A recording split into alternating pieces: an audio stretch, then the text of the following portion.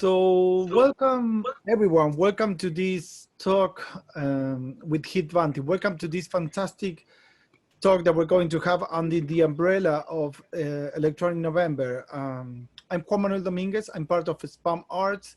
And the idea of talking to Heath Bunting was to talk to someone that has a completely different understanding of what art and what boundaries, borders can be when it comes up to our modern life. So it's fantastic to be talking to you, Heath. Thank you so much for being talking to us.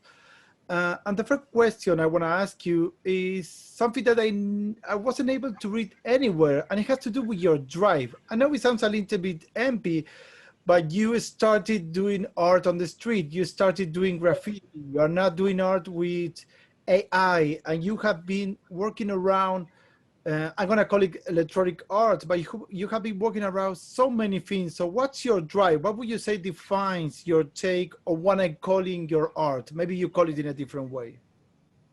Oh, okay. Well, first of all, thanks for inviting me for this interview and to work with you. It's very valuable at the moment in this lockdown world to have opportunities outside your home. Well, one thing I'm 54 now, so you could say at least 30 years I've been practicing artist. And during that time, the things that I do generally remain the same, but the reasons I do them or the stories I tell myself about them changes.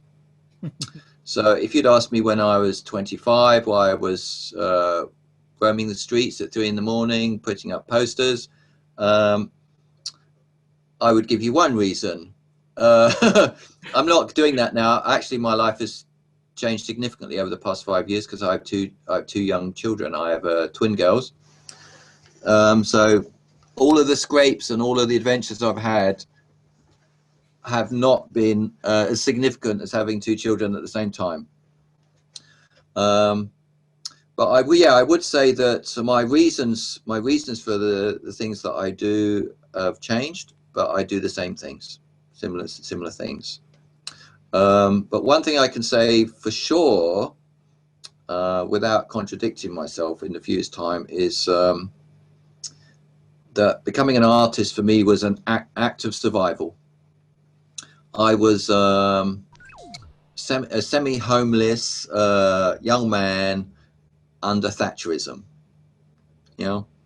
and I had to find something that made sense and that would allow me to be who I was in a repressive state. And I discovered the art world through craft. I was training to be a stained glass artisan. I did a 3-year apprenticeship making church windows, for example. But in that process, I met artists, and I was amazed. I was amazed that they could do anything they wanted, and that they could self-elect. They didn't have to get a degree or pass any exams or come from a rich family or anything like that. Any of these normal kind of gateways. You could just say, today I'm an artist, and people would have to accept it. And the real challenge then was to become a good artist, which is still the case now. I'm 54 and I still have to make good art. So it's exactly the same as the day that I said I'm an artist.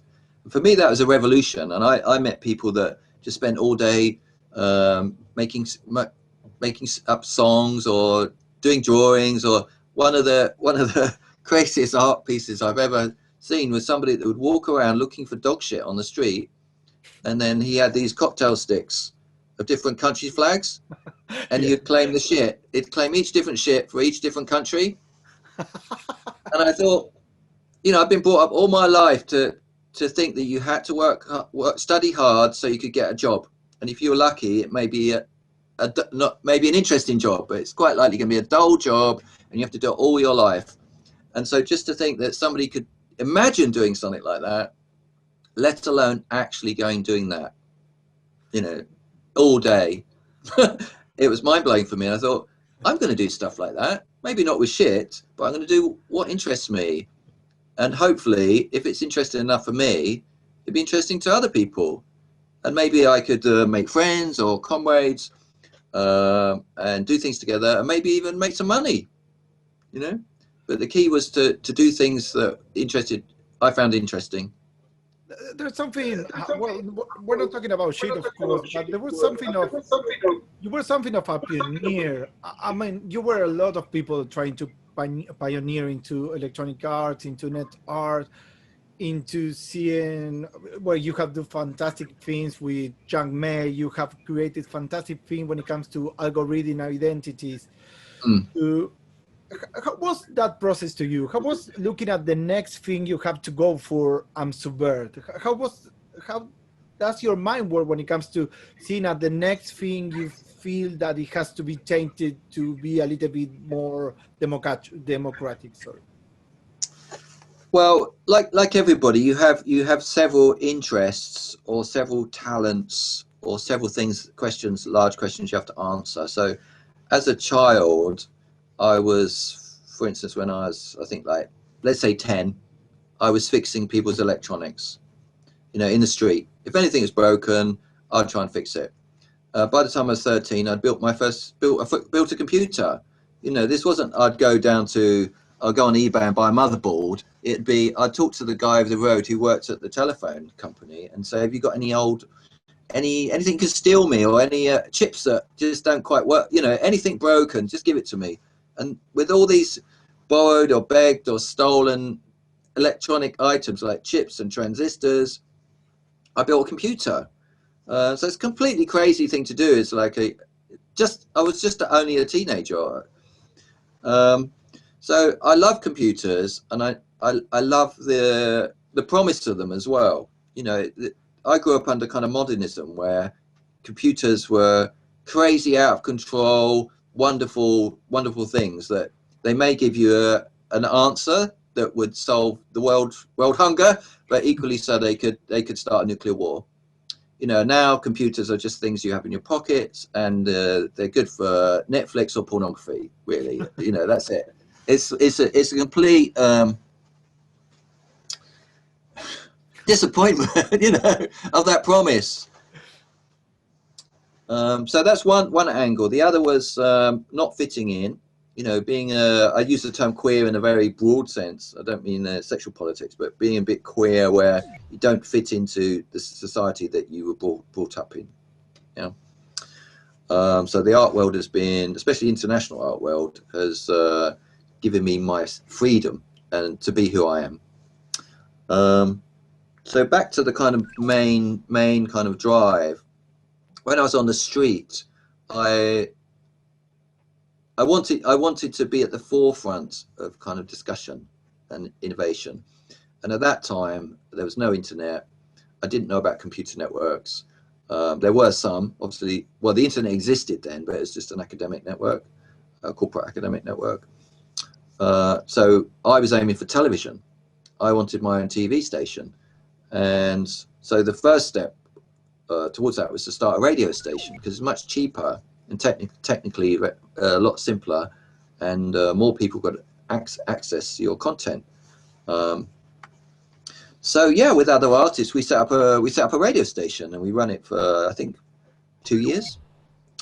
And it was an open radio station. People would contribute programming on audio cassette, and we had a mailbox, and actually a real physical mailbox that people would drop physical cassettes into, and we picked them up on a Friday, and the station was just at weekends, and then we'd broadcast them all weekend. If we had only one tape, we'd go round and round and round. But normally we had like 10 or 20, and we guaranteed whatever it was, it'd get played. So people would say, what about the neo-Nazis? They're gonna play their music. They never did. They're not interested. And the worst thing, that people would just make really boring content, provocatively boring. It'd be like a tap dripping for 50 minutes or something, but you'd play it.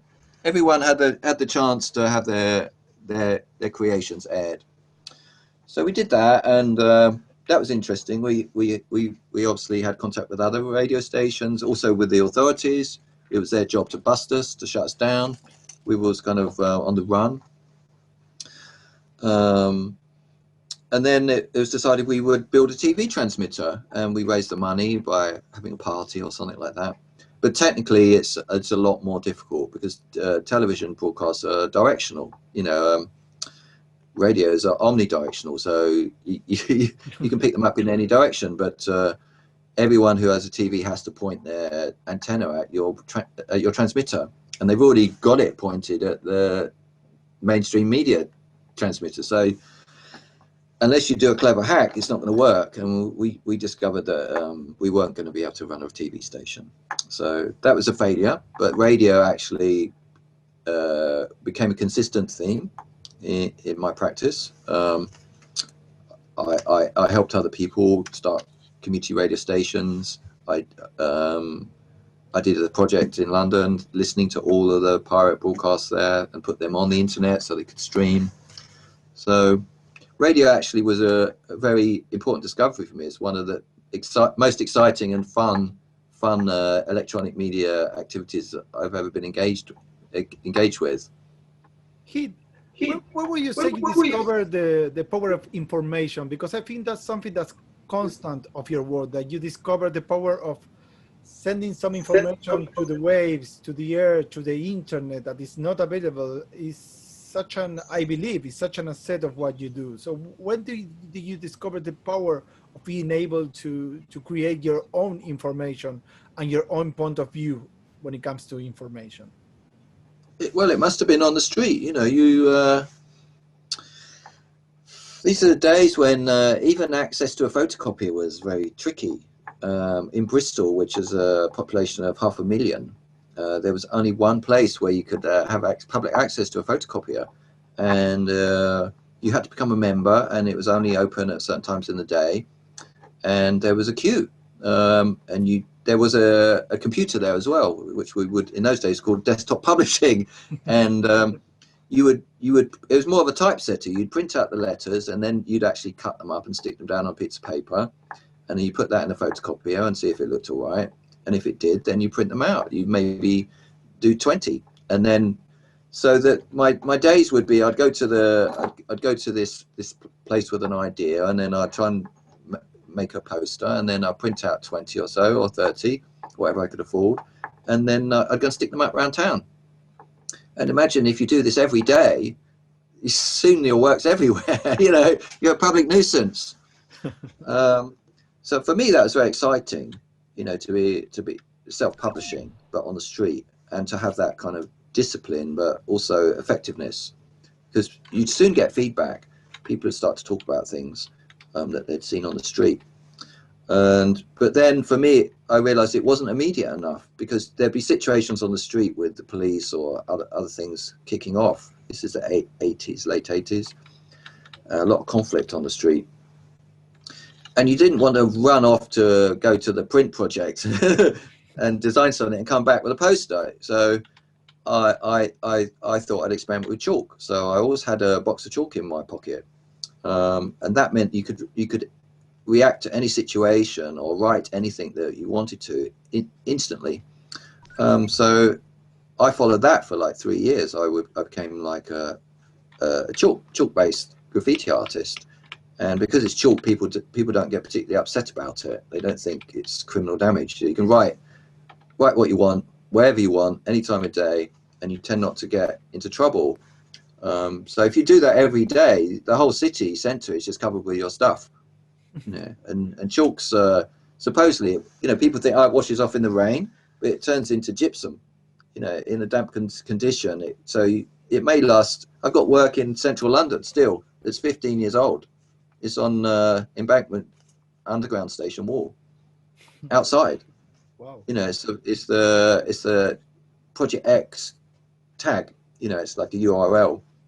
First one I ever did is still there. You know, so chalk is it's like one of these kind of underrated kind of sneaky mass media. You know, and people notice things. They really do. When they walk down the street, they will notice even the faintest kind of scratch or scribbling from somebody on the wall. So I found it very effective, but you have to be like a single guy with no work and no commitments to be able to spend all day walking around just doing what you want, you know. I wanted to ask you, you talk a little bit about disappointment when it comes to the internet, and I wanted to ask you about the whole completely other side of that. How was that moment when the internet bubble started to boil, you know, when you guys were able to create art for the internet, to feel like you were creating an art that was never been made before? How was it Yeah, for you guys? it's very exciting, but you know, a lot of these stories are actually the reverse of what it seems. So, of course, when I first got on the internet and I was on Gopher, I don't know if have you ever seen Gopher? I read about it, but Yeah, it's pre HTML, different protocol, and had their own its own search engine called Veronica, and you could basically search the directory contents of remote servers. So to be able to, and also you could see the whole list of all the servers. So maybe there was 1,000 when I first got on, and you just went through them all, you know, over the whatever months it took. You go through every server and look at all of the documents, or all of the folders at least, you know. So you'd be on the looking at the shared directory for a university in Cape Town, South Africa. You know, so from somebody that was just on the street and having access to at this point I'd had access to bulletin boards, dial-up bulletin boards, but then to get on the internet and to be able to connect for free all around the world and read and research and make contact with people is total revolution. But that led to meeting other people who were also excited about this, and then we started to meet up physically. We would travel to meet up and talk about work and maybe do projects together there. So we'd be on the road on tour. I was on tour for 7 years. You know, I didn't have a house. I didn't have anything. Even have a bag. You know, I just had a nice shirt and a notebook and a server somewhere. And you spent your time in residencies, in DIY labs, or in hotels, or people's houses, or you're just always traveling, maybe 1 or 2 days somewhere and then maybe a week somewhere else. But it was all about being with other artists and talking about things and making work together. So there's this kind of idea that we were all, you know, had these cyber relationships, and we all had different identities, and I was a cat and this person was a dog, and you know, it wasn't like that. It was we're sitting around in restaurants at the Mediterranean talking about what can be our next provocative action be, you know, and we made a lot of friends and had a lot of fun and got into lots of trouble. I talked to you about borders, and I do think Yeah. that you have been fantastic when it comes to redefining borders, to redefine identity at the borders, be it a digital border, be it an online border, or being an actual physical border. So I would love to ask you about that. Okay, yeah. Well, it's a very general, abstract term, isn't it, borders? Yeah, yeah. So have you got anything specific to ask? And I want to ask you what would be your take when it comes to why do you try to push these boundaries? Why do you try, for example, this fantastic bordering activity, I'm gonna call it wrongly, that you have done? What would you try to redirect junk mail? What would you try to subvert the order that has been established for these certain boundaries and limits? Well, one part is just play, the other is kind of exploration, but I guess you could say I'm an anarchist, and I have an understanding that the people that rule the world, or the people that rule your local town or village, they're generally, they don't do it for the right reasons. They're not doing it for the people.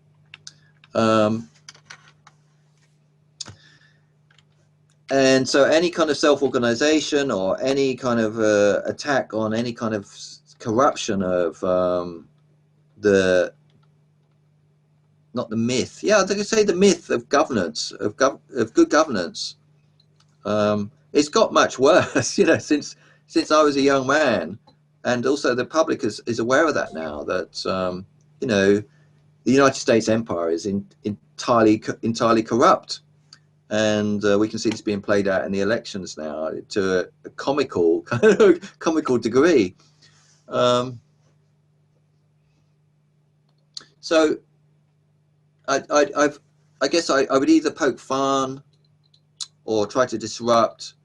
I don't think there was any. Maybe yeah, sometime in the peak of the net boom, there was some idea that the people could take over governance. But to do that is a constant activity. You can't just say, right, we're the revolutionary net artists. Oh, job done. Yeah, and we got successful. We got tired. Some of us got a bit complacent, and all the things that we had kind of developed and proven to be successful, like running your own server, creating your own market, assisting each other, it all got taken over by social media, corporate kind of social media, which then became a platform for military psychological operations against the general public. So do you think there's a possibility, because now, as you say, the internet is in your pocket, you know, is there a possibility to turn that over its head and create something revolutionary from that? Unless people create their own platforms, there's no chance. Yeah, there's just the illusion. There's just the illusion of information or revolution. You know, there's, you know, Facebook at the beginning there was an illusion that of popularity and sociability and communication, camaraderie. You know, that's kind of all gone. It's been revealed that Facebook creates mental health problems and loneliness. You know, but it's much worse than that now. You know, it's used as a tool to sow division amongst people. So, but also in themselves. You know, the resolution of these tools goes from communities down to individuals to sub-individuals. So we all become schizophrenic. You know, are you pro-Trump? Are you not pro-Trump? Are you anti-Trump? Some people can answer that question, but the information that's around is designed to confuse you, to put you in conflict with yourself. So the only way is exit from these media platforms, and so you have to create your own. But this is something that we demonstrated was possible in the 90s, but people have forgotten. So is it incumbent upon us to prove that again? You know, probably not. We proved it and we practiced it. I'm still running a server from the mid-90s. Irrational is 25 years old. You know, been running a server 25 years. Because it's always amazed me how you were able to detect what the next thing was going to be. I already asked you about this, but it always amazed me when I read about your work, when you go from working with faxes machine, and then working with AE, and then working, thinking about money as an art expression, and then, so I would love to know, how does it work for you in a day-to-day basis, just discovering where the next thing is going to be? When you were, oh, sorry. Yeah. Well, okay. It's the. I've had some contact with military intelligence sometimes, and you know, it's even if nothing really happens or it's a negative experience somehow, you can generally learn. So. One of the things that I asked a military intelligence person, like a psychological warfare person, was, why are you interested in artists? You know, why do you want to recruit them, or why do you want to suppress them? And they said, it's simple. Artists can imagine another world. Yeah. So that's a primary attribute of an artist that's even recognized by the military. And the military aren't people that, you know, go to art shows and hang out and make art. You know, even like you probably say that military, the antithesis, especially as an Argentinian, the military an antithesis of culture. Yeah, but if they understand the power of art, then you've got to listen to them. So artists going to imagine another world, that's your one of your primary roles. That's a primary activity. But it's also very easy. All of the information is out there. If you're prepared to not operate in denial, climate change has been, for instance, I think it's 1977 that a major oil company like Shell did a report on climate change and said, we're responsible, and what are we going to do about it? Oh, nothing. Yeah. Or maybe we're going to suppress the information or something, but if you read and you're prepared to incorporate that information into your knowledge, it's actually very easy to predict what's going on. It's like, okay, now I've become a farmer now. I'm growing vegetables. I've got 500 square meters of land. It's not a lot, but it's enough to feed my family and also to sell vegetables. And why am I doing that? Because it's obvious in a pandemic, in an economic collapse that's of historic proportions, and in climate change, there's going to be food shortages.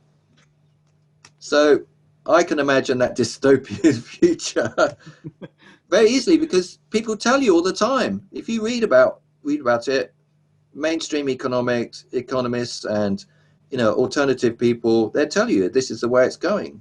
And you can either say, oh, I'm just going to bury my head in the sand, or you just accept what's happening, you do something about it. So it's actually very easy to predict what's going to happen in the future generally.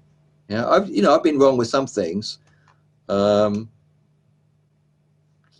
details I'd say, but the direction we're going in is a 10,000 year progression. We started 10,000 years ago cutting down the forests and killing all the animals, over hunting and stuff like that, and it's accelerated in the past 100 years with oil and fossil fuels. And what's going to be the result? The North Sea is not freezing this autumn. Yes, you said something about trying to build a new world. What is something that you were trying to achieve? Would you say you were trying to build a new world, or just rewrite the one we have? Well, it's kind of natural. It's a natural progression. Younger people will try to usurp their previous generation, and we weren't trying to take over the American empire at the time. We were just trying to take over the media artists, the artists that had risen to success through video art. Yeah, and we saw them as like dinosaurs now, a bit out of touch, kind of fat and overpaid. And we were the next generation, and we were going to push them out and take over. And we were the people that got computers out of bins, or we'd worked in a cafe and bought a PC. We weren't like the Apple Mac or the Silicon Graphics generation. We were the PC generation, and that enabled anybody, generally anybody in the developed world, to access this kind of activity. So even just on a basic kind of, I'm a younger person, I'm going to push you out because you're not relevant anymore. That could describe what we were doing, pretty accurately. And then of course you come up with all sorts of other justifications. Like I said, it's a will to power. You want to improve yourself, you want access to resources, you want access to other people, knowledge and sex or whatever. It's just part of human nature as a young person. Is you want to gain, you want to succeed. So along the way you can make up these demons, whether they're real or fictitious. We were all against the corporations at the time. People like Etoy, it morphed into the Yes Men, or lots of other groups like that. We're all kind of poking fun at the corporations, because at the time they were even more grotesque than now, because there was less communication around. They could say exactly what they were going to do. Like Monsanto said that they wanted to irreversibly insert themselves in the food chain. you know, and to do that, they would have to delete, you know, all the Indian sustainable farmers and all the free seeds. They wanted to patent all the seeds so that if you wanted to eat, you had to pay Monsanto one way or another. No way would anybody say anything like that now. They'd be getting involved with all sorts of identity politics and supporting color revolutions in Hong Kong or Black Lives Matter. You know, it's all covert, all their kind of agendas. But in the 90s, they'd just be on their websites or on their, you know, annual report what their strategy would be. And for us, it was just like a red rag to bulls, right? You can't possibly say that and think that and do that. We're going to attack you.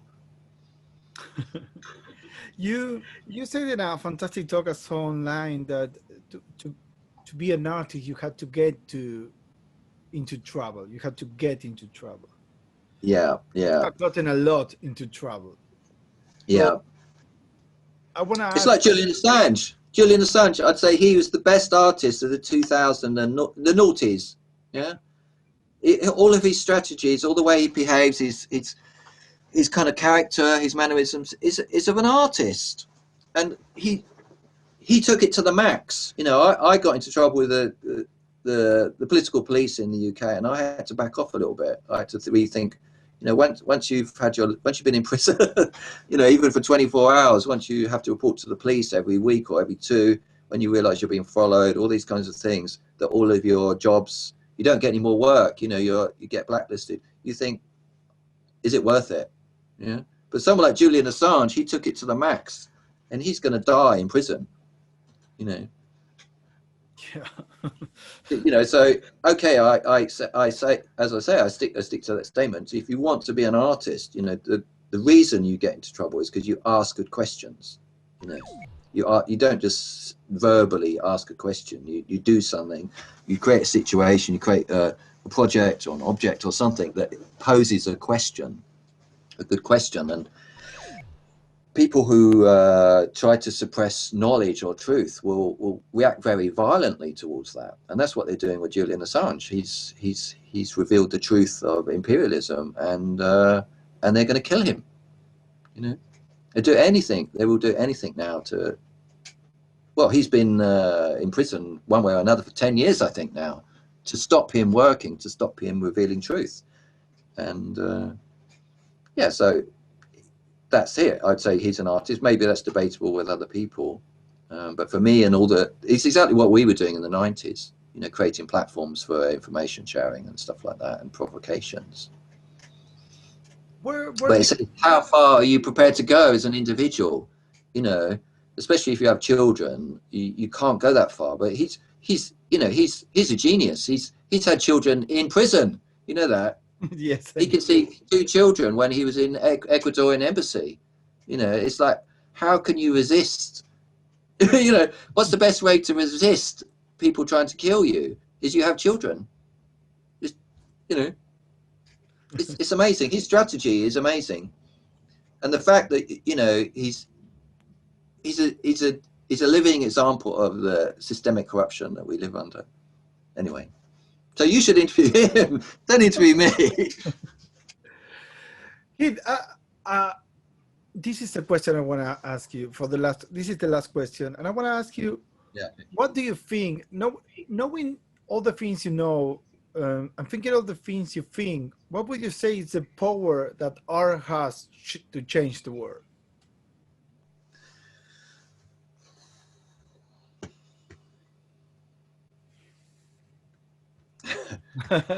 That's a big one.